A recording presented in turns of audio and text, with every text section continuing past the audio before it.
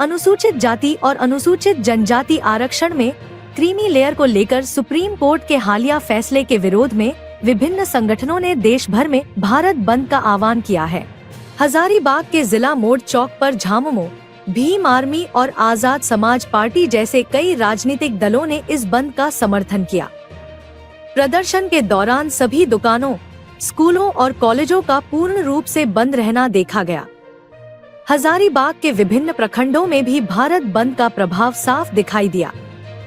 प्रदर्शनकारियों ने एकजुट होकर अपने संवैधानिक अधिकारों की सुरक्षा की मांग की। स्थानीय नेताओं ने सरकार से अपील की है कि वे इस मुद्दे पर आपात बैठक का आयोजन करें ताकि उचित समाधान निकाला जा सके। सारे साथियों को मेरा क्रांतिकारी जय भीम। सुबह में 8 बजे भी हम यही बात बोले थे जो अभी हम बोल रहे हैं कि अगर थक गए हैं तो आप घर जा सकते हैं, नहीं तो भैया हम जितना जोर से आवाज लगाते हैं उससे दुगना आवाज आपको लगाना होगा। जय भीम, जय भीम, आवाज तो हमें। सुप्रीम कोर्ट होश में आओ,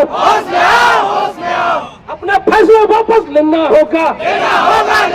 नरेंद्र मोदी हाय हाय, केंद्र सरकार होश में आओ, नरेंद्र मोदी मुर्दाबाद। साथियों,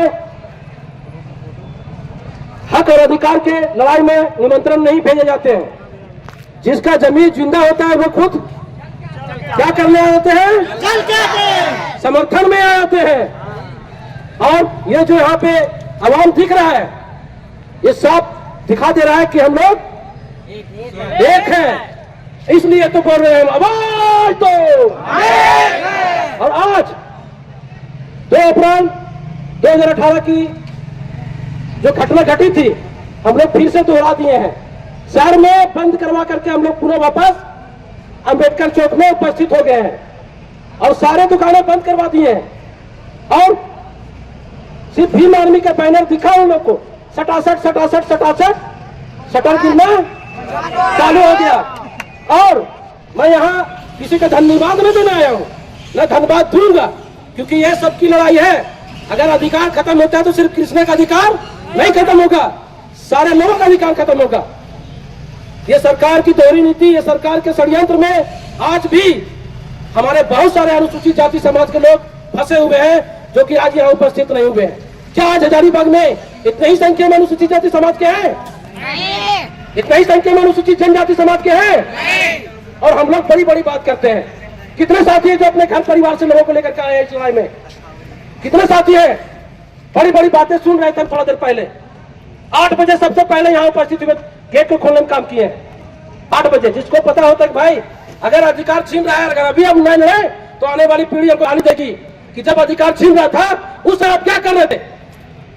पिताजी बताएं, चाचा जी बताएं, जब जो बाबा साहब ने हम लोग को अधिकार दिए थे अनुच्छेद 341, 44 में वो अधिकार छीना था, उस समय आप क्या कर रहे थे?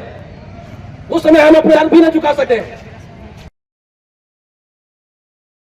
कांग्रेस ने हमेशा ऐसे कानून, ऐसे नियम जो दलित विरोधी हो, ओबीसी विरोधी हो, किसान विरोधी हो या फिर युवाओं के विरोध में जिस प्रकार से भारत सरकार लगातार एक ऐसी नीति लाती जा रही है जो कहीं न कहीं लोगों को खुद से उग्र होने के लिए मजबूर कर रही है। और भारत की जो आत्मा है, निश्चित तौर पे उसे कांग्रेस पार्टी अच्छी तरह से समझती है। यही वजह है कि जब यहाँ पे देश में एक संविधान को थोपा जा रहा है और यहाँ के दलित और जो ओबीसी है उन पर लगातार हमला किया जा रहा है, तो कांग्रेस पार्टी ने यह निर्णय लिया कि जो बंद का जो आह्वान किया गया है ओबीसी और एसटी/एससी के माध्यम से, उसमें कांग्रेस। आप सभी भली भांति जानते हैं कि हम लोग जो पूरे हिंदुस्तान में बंदी का जो आह्वान किया गया है, ये किस बिना पर है? ये केंद्र में बैठी हुई सरकार हम लोग को बांटने का काम कर रही है। बाबा साहेब भीमराव अंबेडकर का दिया हुआ संविधान को तहस नहस करने पर उतारू है। और इसी कड़ी में एक मामला अभी सुप्रीम कोर्ट के तरफ से आया है कि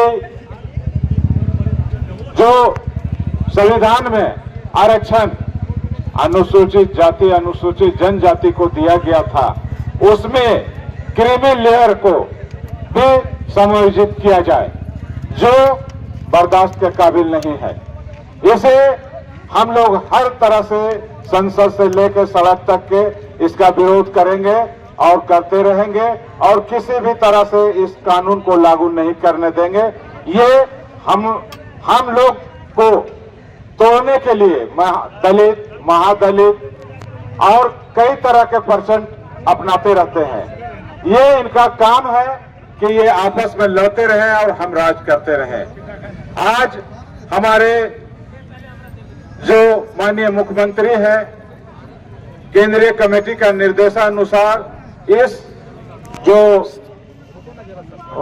बंदी है उनका पूर्ण समर्थन देने के लिए हम लोग भी रोड पर उतरे हैं, ताकि जो केंद्र सरकार की नीति है, अभी संविधान का संविधान के द्वारा जो आरक्षण दिया गया है उसको किस किस तरह से जो है सो ये प्रभावित करने का काम कर रहे हैं। अभी एक से एक लड़का है इंटेलिजेंट जो पढ़ लिख के जो तैयारी करते हैं आईपीएस के, लेकिन केंद्र सरकार के द्वारा क्या किया जा रहा है कि घर बैठे उनको लेटर दे दिया जा रहा है कि आप आईएएस अफसर बन गए। अरे भैया, जो तैयारी कर रहे हैं, लाखों रुपया खर्च कर रहे हैं, उनमें क्षमता नहीं है। आप जब एग्जाम होता है ऑल इंडिया बेसिस पर तो आप क्यों दे रहे हैं? क्या मजबूरी है? यही है कि आरक्षण से जो लोग आते हैं, जो हम लोग के बीच के लोग आते हैं, गरीब तबके के लोग आते हैं, उनको रोकने का काम कर रहे हैं। क्यों दे रहे हैं? ये परीक्षा जो है ऑल इंडिया बेसिस पर होता है और होना चाहिए, और हम इसका पुरजोर समर्थन करते हैं कि इसी तरह से परीक्षा होना चाहिए। और जो मेहनत है, जो परिश्रम करके आते हैं लोग, वो आए पदाधिकारी बने, अफसर बने, आईएएस बने, बीडीओ बने, सीओ बने। लेकिन जो इस तरह से बैकडोर से जो भेजा जा रहा है, हम लोग इसका पुरजोर विरोध करते हैं। इन्हीं चंद बातों के साथ हम अपनी बात को विराम देते हैं। जय झारखंड, जय हिंद। बना था आरक्षण 100% हुआ था। 100% में किसी को क्या मिला? जोड़िए पहले, अनुसूचित जाति को 15% मिला, आदिवासी को 7.5% मिला, 22.5% और ओबीसी को 27% मिला, 49.5% हुआ। 49.5 में 85% के लोग, और 50.5 में मात्र 15% के लोग। उसके बावजूद भी गरीबी रेखा में जो है उसको 10% अलग से दिया गया। जब अनुसूचित जाति को 15% मिल रहा है और झारखंड में 22 जातियों का है समूह, तो इन्होंने जाति वर्गीकरण कर दिया और 15% देने में उनको पेट में दर्द हो रहा है। ये तो बहुत दुखद बात है।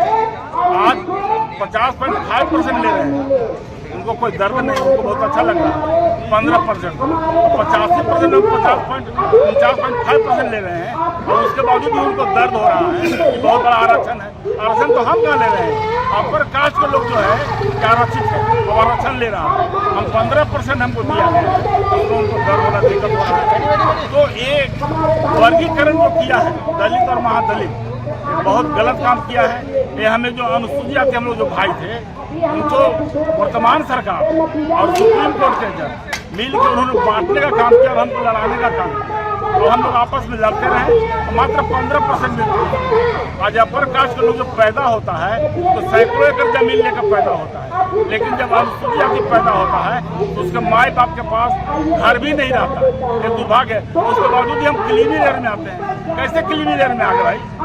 वो जो 100 एकड़ जमीन रखे वो क्लीमी लेयर में नहीं आया, और हम लोग के पास कुछ नहीं है, घरों नहीं है रहने के लिए, हम क्लीन लेयर में आ गए। ये तो सरकार का दुर्भाग्य है, ऐसे नहीं हो। नंदू प्रसाद, जेएनयू नगर। जो एसटी एसी का जो आरक्षण है उस पर छेड़छाड़ किया जा रहा है। सुप्रीम कोर्ट का जो फरमान था उसके विरोध में आज 21 अगस्त को पूरे देश में चक्का जाम, भारत बंद किया जा रहा है। आज आप देख रहे हैं कि काफ़ी तादाद में ST/SC के लोग जमा हुए हैं यहाँ पे और भीम आर्मी के लोग भी हैं। हम लोग विरोध करने का मुख्य कारण ये है कि जब से भाजपा के सरकार सत्ता में आया है तब से आरक्षण पर कुछ न कुछ हमला करते आए हैं। संविधान को कमज़ोर करने का काम किया है, देश को बांटने का काम कर रहे हैं। जैसे भी देखिए बिहार में आरक्षण को समाप्त कर दिया गया है। फिर आपका देखिए जाति जनगणना जो है उसको भी समाप्त करने का प्रयास किया जा रहा है। जाति जनगणना इसलिए देश में मांग है क्योंकि सभी वर्ग जिसकी जितनी हिस्सेदारी जिसकी जितनी भागीदारी उसकी उतनी हिस्सेदारी का बात जो है उसको दबाया जा रहा है। और ये जो देश का जो संपत्ति है कुछ लोगों में सीमित अभी है, वो सीमित मतलब वो अपने आप में रखना चाहते हैं। जो 85% लोग हैं वो लोग ऐसी बेरोजगारी भूखमरी इस दर पे एकदम ठोकर खा रहे हैं। समझिए कि उनका जीवन व्यर्थ है, मतलब एकदम नर्क की स्थिति ST/SC OBC का है। और सारा आप देख रहे हैं कि जो देश का एकदम सत्ता हो चाहे जिस भी विभाग में लोकतंत्र के मतलब जैसे बोलते हैं हम लोग स्तंभ, जो 4 स्तंभ है सभी स्तंभ में ST/SC OBC का कोई भागीदारी नहीं है। इसलिए जो उससे भी हम लोग को मतलब वंचित करने के लिए आरक्षण पर प्रहार किया जा रहा है। ये सुप्रीम कोर्ट का एक मोहरा बनाया गया है। मेन कारण मोदी सरकार का है जो आरक्षण पर छेड़छाड़ करके और लोगों को बांटने का काम कर रहे हैं। और फिर से बोलिए भैया नाम। मेरा नाम पंचम कुमार पासवान, मैं ST/SC भारतीय का सचिव हूँ, जिला सचिव। एक दिवसीय धरना प्रदर्शन है जो 21 अगस्त 2024 का शुरुआत है। कई ऐसी संविधान का छेड़छाड़ किया जा रहा है।